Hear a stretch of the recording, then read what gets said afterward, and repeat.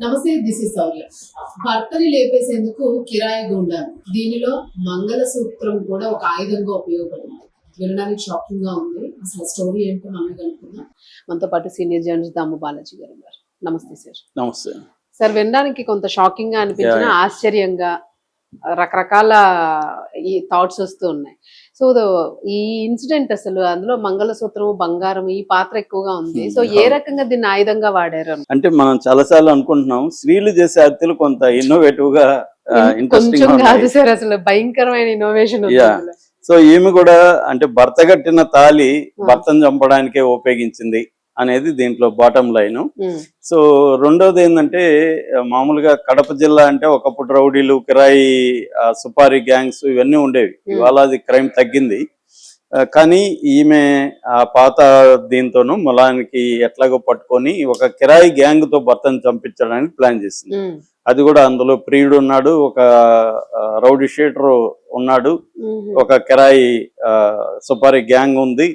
ఒక ఆర్గనైజ్డ్ గా భర్తను చంపడానికి ఈమె ప్లాన్ చేసింది. మామూలుగా చాలా మంది భార్యలు సింపుల్ గా లేపేస్తున్నారు. ఇంట్లో నిద్రపోయేటప్పుడు ప్రియుడిని పిలిచి దిండుతో నొక్కేసి సింపుల్ గా చేస్తున్నారు. ఈమె సింపుల్ గా చేయలే, ఈమె కొంత ఆర్గనైజ్డ్ క్రైమ్ లోకి వెళ్ళింది. సో అది ఎలా వెళ్ళింది, ఎందుకంటే ఒక పల్లెటూరు ఆవిడ, వ్యవసాయం చేసుకునే ఫ్యామిలీ, ఆమె ఇలా ఎలా చేయగలిగింది?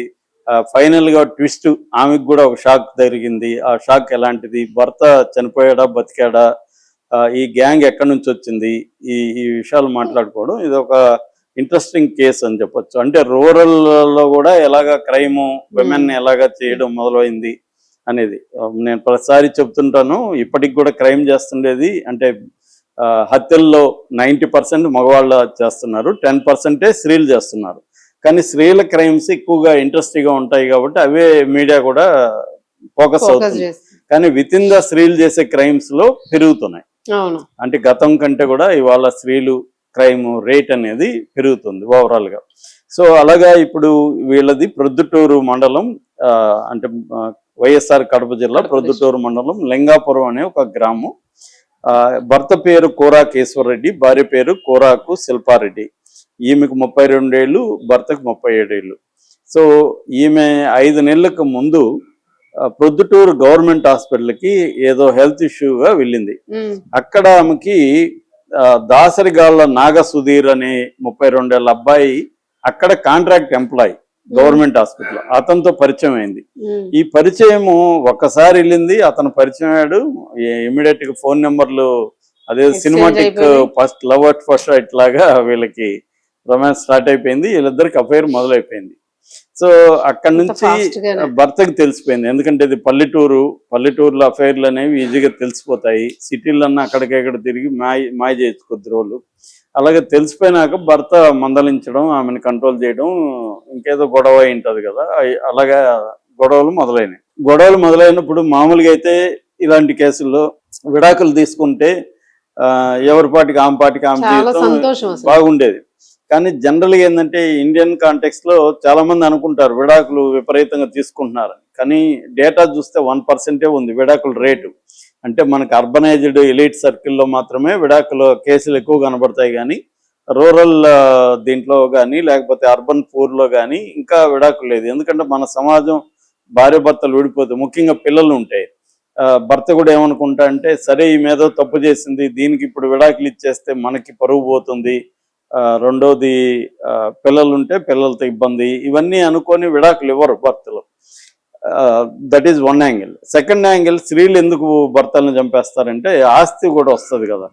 ఇప్పుడు మొగుడిని చంపేస్తే ఆస్తి వస్తుంది, మనకి అబ్స్టాకిల్ అంటే అడ్డుపోతుంది, ఎంజాయ్ చేయొచ్చు హాయిగా అనేది యాంగిల్ కూడా చాలా కేసుల్లో మనం చూస్తున్నాం. సో ఈమె ప్రియుడుతో రొమాన్స్ లోకి ఒక అడిక్ట్ అయిపోయింది. అడిక్ట్ అయిపోయినప్పుడు భర్త అడ్డుపడుతున్నాడు. దాంతో ఆమె ఏం ఆలోచింది అనేది ఇతను లేపేద్దామని డిసైడ్ అయ్యి ప్రియుడితో చెప్పింది, నాగసుధీర్తో చెప్పింది. నాగసుధీర్ కూడా ఇమీడియట్ ఓకే చేశాడు. ఆమె ఐడియా ఈయనకు కూడా నచ్చింది. ఎందుకంటే దానికి కావాలన్న పెట్టుబడి అంతా ఆమె ఇస్తానంది. నా దగ్గర గోల్డ్ ఉంది, మొత్తం 14 తులాలు ఇచ్చింది ఇతనికి, నాగసుధీర్కి. నాగసుధీర్ ఏమన్నాడంటే, దీన్ని భర్తను లేపేయాలంటే డిస్కస్ చేసుకుంటారు కదా, ఎలా లేపాలి ఏంటి అనుకున్నప్పుడు ఇది పల్లె, ఈ ప్రీడ్ వెళ్ళి ఆ పల్లె వాళ్ళ ఊర్లోకి వెళ్ళి చంపడం అనేది కష్టం. మామూలుగా సిటీలో అయితే నేను ఇందాక చెప్పినట్టుగా సింపుల్ గా దిండు అదిమి చేసేసి చంపేస్తున్నారు.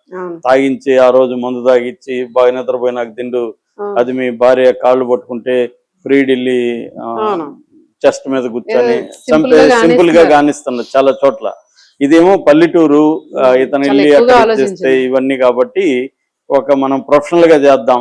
వాళ్ళైతే పైగా గ్యారంటీ ప్రొఫెషనల్స్ అయితే వాళ్ళు ఒక సిస్టమేటిక్ గా ఆర్గనైజర్ చేస్తారు అని చెప్పి ఇతనికి తెలిసిన, అంటే ఈ గవర్నమెంట్ హాస్పిటల్ కాబట్టి క్రిమినల్స్ ఖైదీలను కూడా అక్కడికి తీసుకొస్తారు కదా, అలాగా ఇతనికి ఒక రౌడీ షీటర్ తో పరిచయం ఉంది. అతని పేరు రాజుపాలెం వినయ్. అతనిది రాజుపాలెం అనే ఊరు, వినయ్ అతని పేరు, రౌడీ షీటర్. అతనికి చెప్పాడు విషయం, ఇలాగా ఒకడిని వేసేయాలి, ఏంటి పరిస్థితి అంటే, నాకు ఒక హిందూపురం గ్యాంగు, అంటే ఇక్కడ కూడా సుపారిలో మళ్ళీ గ్యాంగ్స్ ఉంటాయి. హిందూపురంలో శ్రీ సత్యసాయి జిల్లా హిందూపురంలో గ్యాంగ్ ఉంది, వాళ్ళకి మనం మాట్లాడదామని తన ఆ గ్యాంగ్ని కాంటాక్ట్ చేశాడు. ఆ గ్యాంగ్ మెంబర్స్ మొత్తం 9 మంది. ఆ 9 మంది 10 lakhs అడిగారు డబ్బులు. సరే 10 lakhs వీళ్ళు ఒప్పుకున్నారు. ఈమె 14 తులాల గోల్డ్ నాగసుధీర్కి లవర్కి ఇచ్చింది. ఇతను ఏం చేశాడంటే, ఇతనిది నేటివ్ ప్లేస్ జమ్మలమడుగు.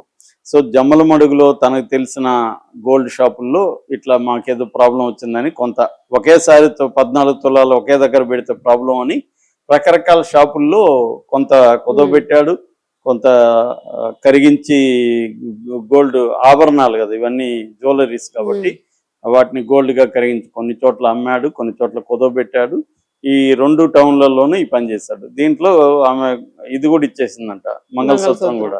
అంటే దీనికి పనికి రాకపోతే దీనికి పనికి రాకపోతే ఇంక దేనికని, తర్వాత ఏమో అవసరం కూడా లేదు కదా, సో ముందుగానే అది కూడా ఇచ్చేసింది. సో ఇచ్చేసి ఆ గ్యాంగ్ రంగులో దిగారు. అడ్వాన్స్ గా 5 లక్షలు ఇచ్చారు, మిగతా 5 లక్షలు పని అయినాక ఇస్తామని చెప్పారు. ఇది కూడా మామూలే కదా. సో వాళ్ళు వచ్చారు. గ్యాంగ్ ఏంటంటే 2 రకాల ప్లాన్లు వేశారు. వాళ్ళు ప్రొఫెషనల్ కదా, ప్రైమరీ ప్లాన్, సెకండరీ ప్లాన్ అని 2 వేశారు. అంటే plan A, plan B. Plan ఏదంటే ఈమె రియల్ ఇంటెలిజెన్స్ అంటారు దాన్ని, అంటే రియల్ టైమ్ ఇంటెలిజెన్స్. అంటే అతను ఎక్కడెక్కడ వెళ్తున్నాడు ఏంటి మొత్తం ఎప్పటికప్పుడు ఈమె మినిట్ టు మినిట్ చెప్పాలి.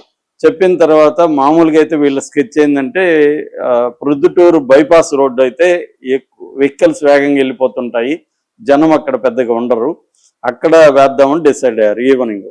సరే అని మొన్న 22వ తేదీ గ్యాంగ్ దిగారు. గ్యాంగ్కి వినయ్ ఏర్పాట్లన్నీ చేశాడు, మందు వ్యాపారాలు ఉండడానికి ఇవన్నీ కూడా రౌడీ షీటర్ చూసుకున్నాడు. సో గ్యాంగ్ దిగింది.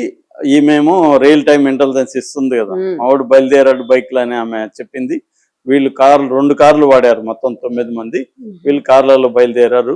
సో అతని డీటెయిల్స్, అతని బండి వీడియో తీసి పంపింది, అంటే ఏ బండి ఏ కలర్ మొత్తం.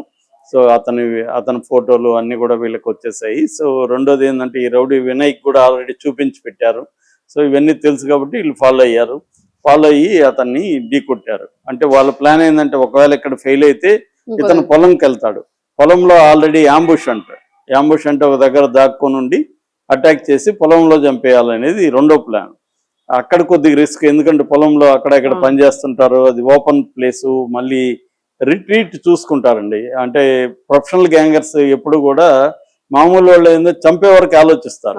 ప్రొఫెషనల్ గ్యాంగర్స్ చంపినాక ఎలా అక్కడ నుంచి ఎలా ఎస్కేప్ అవ్వాలి, ఎక్కడికి వెళ్ళాలి, ఎంత టైం పడుతుంది, అందులో కూడా ప్లాన్ ఏ ఫెయిల్ అయితే ప్లాన్ బి ఏంటి, ఎస్కేప్ అయినాక ఎక్కడికి పోవాలి, లాయర్లు ఎవరిని పెట్టుకోవాలి, ఇవన్నీ కూడా వాళ్ళు మొత్తం ప్లానింగ్ ఉంటుంది ప్రొఫెషనల్ గ్యాంగ్స్. అందుకని జనరల్ సుపారీ ఇంత డబ్బులు ఎందుకు ఇస్తారంటే, జనరల్ గా మిస్ అవ్వదు. తర్వాత కూడా వాళ్ళు ప్లాన్డ్ గా మనం దొరికితే ఎలా మాట్లాడాలి ఇవన్నీ వాళ్ళకి, ఎందుకంటే ఆల్రెడీ సిస్టమ్స్ తెలుసు వాళ్ళకి, పోలీస్ వ్యవస్థ, జైలు ఇవన్నీ తెలుసు వాళ్ళకి, ఇవన్నీ ఎట్లా పనిచేస్తాయి కూడా వాళ్ళకి తెలుసు అనమాట. అందుకని దాన్ని ఉపయోగించుకొని వాళ్ళు ప్లానింగ్ అంతా అట్లా ఉంటుంది. సో వీళ్ళు కూడా అలాగ ప్లాన్ చేశారు. సో కార్ని, ఈ వెహికల్ని, 2 వీలర్ని ఫాలో అయ్యారు. ఫాలో అవుతూ ఒక దగ్గర పోయి గుద్దారు. గుద్దినాక పడిపోయారు. మామూలుగా వీళ్ళ ప్లాన్ ఏంటంటే, గుద్దాలి, పడిపోయినాక కత్తులతో అటాక్ చేసి చంపాలి అనేది. కానీ ఈశ్వర్ రెడ్డి కొంత షార్ప్ ఉన్నాడు మనిషి. సో అతను గుద్దగానే అతను ఇది యాక్సిడెంట్ కాదు అనేది అతనికి అర్థమైపోయింది. యాక్సిడెంట్ కాదు, నన్ను కావాలని గుద్దించారు. కొద్దిగా కడప బ్యాక్గ్రౌండ్ అవన్నీ ఉండడం వల్ల కూడా వాళ్ళలో కొంత ఉంటది, అవును. ఇది చూస్తా ఉంటారు కదా. సో దాను ఇమ్మీడియట్ గా పడగానే గబగబాని లేచి పరిగెత్తగలిగాడు, అరిశాడు. జనం కూడా అక్కడక్కడ వెహికల్స్ అన్ని ఆగడం, దాంతో గందరగోళం అయిపోయింది, వీళ్ళ ప్లాన్ ఫెయిల్ అయిపోయింది. దాంతో అక్కడ నుంచి అతను ఎవరిదో వెహికల్ లిఫ్ట్ తీసుకొని అక్కడ నుంచి నేరుగా 1 టౌన్ పోలీస్ స్టేషన్కి వచ్చి మొత్తం కంప్లైంట్ ఇచ్చాడు. 1 టౌన్ పోలీస్ స్టేషన్లో కూడా సిఐ కొండారెడ్డి చాలా క్విక్గా ఇమ్మీడియట్ గా 2-3 బృందాలని దీనికోసమే కేటాయించి రంగంలోకి దించాడు. సో ఆల్రెడీ ఆమె ఫోన్ నెంబరు, ఆమెని ఫస్ట్ పట్టుకోగలిగారు. అట్లాగే సుధీర్ దొరికాడు.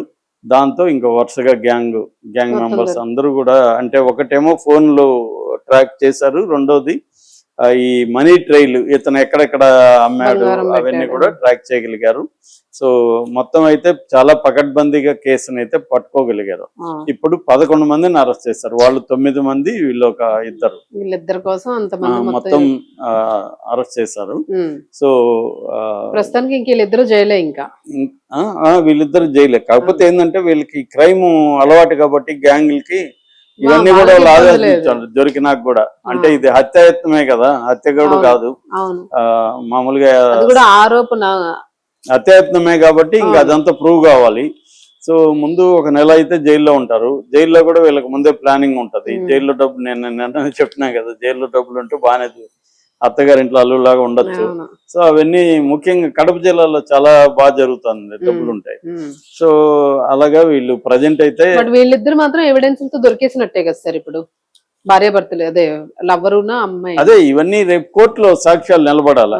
ఆమెకు సంబంధం లేదన్నారనుకో, రేపు వీళ్ళు ఆమెకు సంబంధం ఉన్నట్టు నిరూపించడానికి ఫోను, కాల్ రికార్డులో సిడిఆర్ అంటారు కదా, కాల్ డేటా రికార్డు, అవన్నీ సబ్మిట్ చేయాలి, టెక్నికల్ ఎవిడెన్స్. ఇక్కడ కానీ పోలీసులు కానీ మేనేజ్ చేశారనుకోండి, పోలీసులు ఎవిడెన్స్ ని మెల్లగా డైల్యూట్ చేస్తారు. లేదు అని అనుకుంటే ఆ ప్రియుడికే మొత్తం చుట్టుకునేటట్టుంది. బంగారం పట్టుకుపోయి అమ్మాడు కదా, వాడి దొంగతనం చేసాడని అన్నది అనుకోండి, అదే వాడికి కొద్దిగా దొరుకుతాడు. ఎక్కడెక్కడ అమ్మారు అవన్నీ కూడా రికార్డులు తెప్పించారు వీళ్ళు. కాకపోతే దానికి దీనికి లింక్ పెట్టాలి. అంటే ఆ గోల్డ్ అమ్మడం, ట్రైల్ ఆఫ్ గోల్డ్ అంటారు, ట్రైల్ ఆఫ్ మనీ, ఇవన్నీ చేయాలి. అంటే పకడ్బందీగా ఆర్గనైజ్డ్ గా పోలీసులు పనిచేస్తే మాక్సిమం చేయొచ్చు. కాకపోతే ఇట్లా అంటే నడి వీధిలో చంపిన కేసులు కూడా వీగిపోయిన కేసులు చాలా ఉన్నాయి మనకి. ఎందుకంటే సంవత్సరానికి యావరేజ్ లో 33,000 మర్డర్లు జరుగుతాయి ఇండియాలో. అందులో 40-30% కూడా కన్విక్షన్ రేట్ లేదు. కాబట్టి కన్విక్ట్ అవ్వడం అనేది వెరీ రేరు. అందుకనే వీళ్ళు ఏంటంటే డబ్బులు దానికి కూడా ముందుగా ప్లాన్ చేసుకుంటారు. మొత్తానికి ఇక్కడ ఇంకా 5 లక్షలు వీళ్ళ దగ్గర ఉన్నాయి కదా, మంగళసూత్రం కాపాడింది సార్ ఆయన ప్రాణాలు. ఆయన కాపాడింది అంటారా?